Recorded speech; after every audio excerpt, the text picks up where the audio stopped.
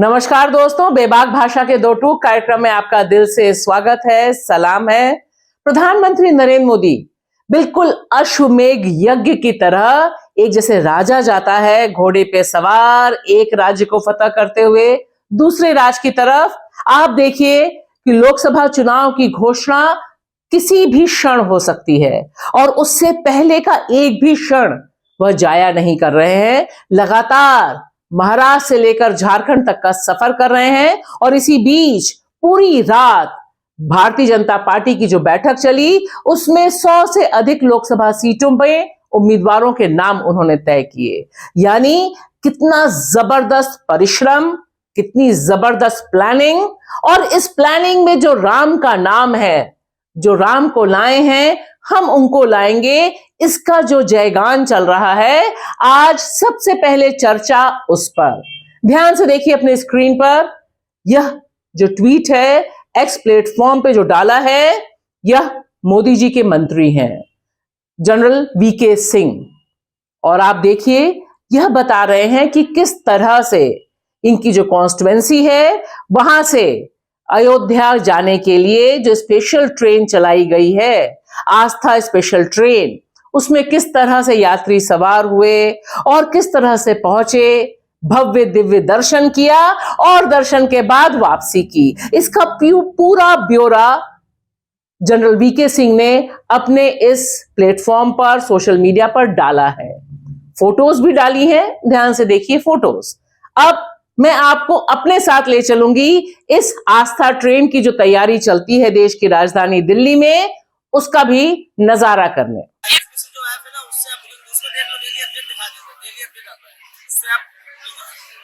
Daily के लिए मतलब आज जैसे नई दिल्ली से आ रही, कल आनंद विहार से जाएगी, परसों हर जगह से पूरी इंडिया मोदी से हमारे ग्रुप में 60 लोग जा रहे हैं। मैं खिलाड़ी विधानसभा से हूँ और जो नेतृत्व जो कर रहे हैं हमारे मंडल अध्यक्ष परितोष मिश्रा जी कर रहे हैं, और मैं भी एक बीजेपी वॉलंटियर हूँ और मैं मंडल 40 से मंत्री के पद पर। और ये लोग कब वापस आएंगे आप लोग? 14 को रिटर्निंग है हमारी ट्रेन।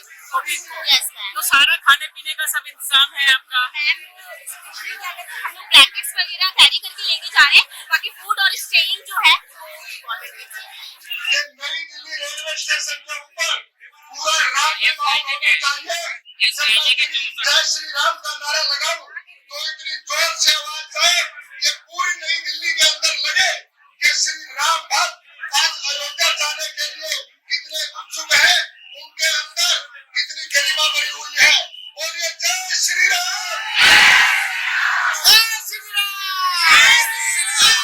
प्राउड की बात है कि हम उसका हिस्सा बनने जा रहे हैं, और थैंक्स टू हमारी बीजेपी गवर्नमेंट और मोदी सरकार को जो हमें सौभाग्य मिला है भगवान रामलला जी के दर्शन करने के लिए। 500 वर्षों के अथक प्रयास के बाद हमारी कितनी पीढ़ियों ने अपना बलिदान देकर हमें ये जो सौभाग्य दिया, और ये सौभाग्य प्राप्त हुआ भारतीय जनता पार्टी के अथक प्रयास और यशस्वी प्रधानमंत्री श्री नरेंद्र मोदी जी के कारण। तो एक बार श्री नरेंद्र मोदी जी का भी जिंदाबाद का नारा इतनी जोर से जाए कि जहाँ पर उनका निवास स्थान है वहां तक आवाज जाए। बोलिए श्री नरेंद्र मोदी, श्री नरेंद्र मोदी, भारतीय जनता पार्टी।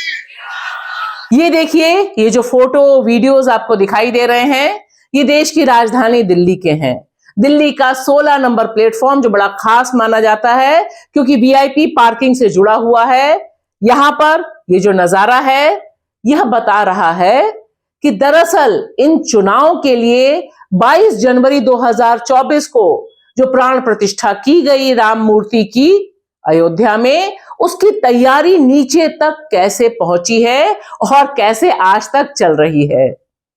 यह जो पूरा का पूरा घटनाक्रम है, ये जो तस्वीरें हैं, यह बता रही हैं राम को लाए हैं हम उनको लाएंगे, यानी मोदी जी आएंगे। यह कोई पीछे से कहने वाली बातें नहीं है। इसके लिए क्या रेलवे, क्या एरोप्लेन, क्या सड़क, सब कुछ मोदीमय है और सब कुछ तीसरी बार मोदी जी को सत्ता में लाने के लिए इस्तेमाल करने के लिए तैयार है।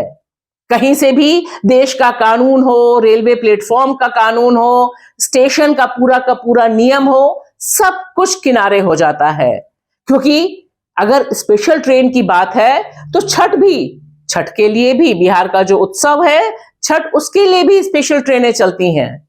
और ये देखिए तस्वीरें, इन तस्वीरों से पता चलेगा जो छठ यात्री हैं वो किस भीषण दुर्दशा से झेलते हुए इस यात्रा को करते हैं, लटकते हैं, मार होती है, सब कुछ होता है।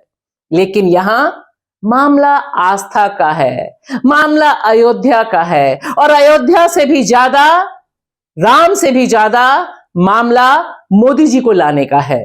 यह जो तस्वीरें हैं, यह जो वीडियो है, ध्यान से देखिए, आपने अपने स्टेशनों पे भी देखी होंगी जहां कहीं भी आप हैं। क्योंकि यह जो आस्था स्पेशल ट्रेन है, दरअसल इसे भरने का काम, इसकी बुकिंग का काम, सब कुछ बीजेपी की मशीनरी ऊपर से लेकर नीचे तक कर रही है। सबसे ऊपर जो मंत्री बैठे हैं उनके ट्वीट से ही हमने शुरू किया कार्यक्रम, ताकि यह ना लगे कि यह कोई छोटे मोटा कार्यक्रम होता है जो छोटा मोटा अधिकारी करता है। यह सब बहुत सुनियोजित ढंग से भारतीय जनता पार्टी का जो पूरा नेटवर्क है वो इन ट्रेनों में भक्तों को ले जाता है और मोदी वोटर में तब्दील करते हुए वापस लाता है। छोटे छोटे वीडियोस हैं, ध्यान से देखिए इनको। सौभाग्य प्राप्त हुआ भारतीय जनता पार्टी के अथक प्रयास और यशस्वी प्रधानमंत्री श्री नरेंद्र मोदी जी के कारण। प्राउड की बात है कि हम तो इसका हिस्सा बनने जा रहे हैं, और थैंक्स टू हमारी बीजेपी गवर्नमेंट और मोदी सरकार को जो हमें सौभाग्य मिला है भगवान रामलला जी के दर्शन करने के। अब देखिए मोदी जी तो मोदी जी हैं और उनको सबके दिल की और सबकी समस्या की, सबके भविष्य की चिंता बहुत ज्यादा रहती है। इतनी ज्यादा कि व्यक्ति को खुद ही नहीं पता होता।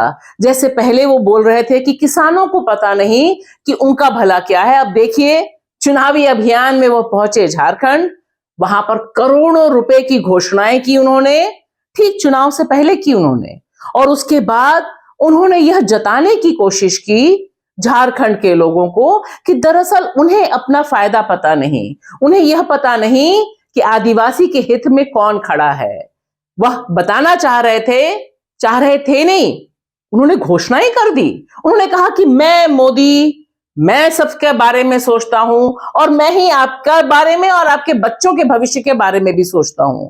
पता नहीं इससे पहले कोई नेता भारत में हुआ जिसने इस तरह का दावा किया कि अपने मुंह से ही अपनी गारंटी की हो। लेकिन झारखंड इसलिए खास है क्योंकि झारखंड में यहां के जो लोकप्रिय नेता, चुने हुए मुख्यमंत्री हेमंत सोरेन को जिस तरह से गिरफ्तार करवाया मोदी सरकार ने, उसके बाद जिस तरह का आक्रोश झारखंड में आदिवासी समाज के भीतर है, उसे मोदी जी आप इन शब्दों से कवर नहीं कर पाएंगे। झारखंड में इतने जनजातीय परिवार है, इतने प्रतिभाशाली नौजवान है, ये लोग उनको कभी आगे नहीं बढ़ाएंगे।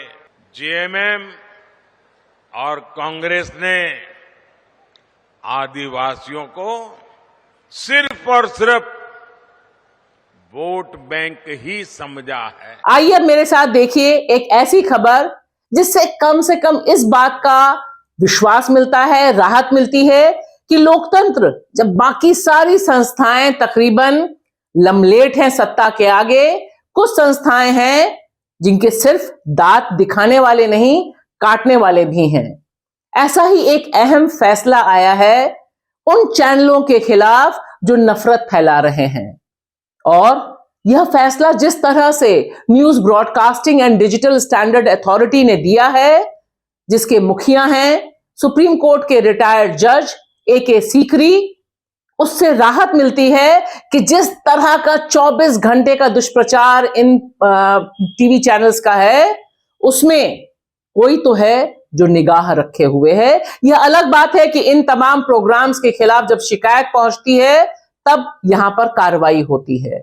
और इसमें देखिए खास तौर पे जिस बात को चिन्हित किया गया है कि जो इंटरफेथ शादियां हैं, सरल शब्दों में कहा जाए तो जो हिंदू और मुसलमान के बीच की शादियां हैं, उन्हें जिस तरह से मीडिया में लव जिहाद से जोड़कर देखा जाता है, उस पर बहुत कड़ी फटकार लगाई है।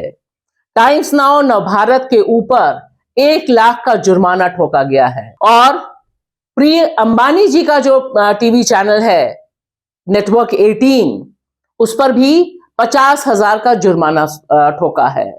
सिर्फ जुर्माने ही की बात नहीं, यहां आज तक को भी कड़ी फटकार लगी है। वजह यह कि जिस तरह से ये 2 धर्मों के भीतर कॉन्फ्लिक्ट को पैदा कर रहे हैं और जिस तरह का नैरेटिव बिल्डअप कर रहे हैं, यानी अवधारणा विकसित कर रहे हैं कि हिंदू मुसलमान लड़का लड़की जब साथ आते हैं तो उनमें स्वाभाविक प्रेम हो ही नहीं सकता। कोई बड़ा कन्वर्जन का इशू यानी धर्मांतरण का एजेंडा पीछे काम कर रहा है। इस पर कड़ा फैसला जो सुनाया है इस अथॉरिटी ने, उसी क्रम में एक अहम चीज और कही है, आज तक को फटकार लगाई है और कहा है कि जिस तरह से आपने कांग्रेस के नेता राहुल गांधी को लुटेरा बताया और दिखाया कि किस तरह से वो लुटेरा है, जिस तरह की वो मीम्स और सीरीज बनाते हैं, वह आपत्तिजनक है। It's not in good taste. और सीधा सीधा इंस्ट्रक्शन दिया है कि इन तमाम खबरों को हटाया जाए। इससे अगर ये टीवी चैनल, ये जो कॉरपोरेट गोदी मीडिया है, या कुछ भी सबक सीखे तो शायद राहत होगी, क्योंकि हम सब जानते हैं कि चुनावी बिगुल बच चुका है और लगातार एक ही ढंग के टूल किट इस्तेमाल हो रहे हैं इन मीडिया में, जो एक तरफ नफरत फैलाते हैं, फर्जी खबरें फैलाते हैं। और यहां याद रखना जरूरी है कि ये जो चेहरे आपको दिखाई दे रहे हैं, इनमें कुछ तिहाड़ होकर आए हैं तो कुछ दंगा भड़काने का उनके ऊपर केस तक दर्ज है। यह सब सीन बता रहा है कि लोकतंत्र में अब जो स्वतंत्र आवाज है पत्रकारों की, हम जैसे तमाम लोगों की, उसे बचाए रखना अब आपके हाथ है।